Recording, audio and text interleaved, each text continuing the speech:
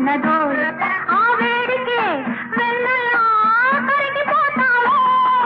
మోజు పడకుంటే మగవాడే కాదు మోజు పడకుంటే మగవాడే కాదు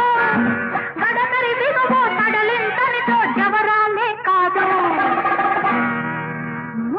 ముద్దై తెచ్చేదా నీకా ఉద్దేశం లేదా ఇప్పుడు వద్దన్నావంటే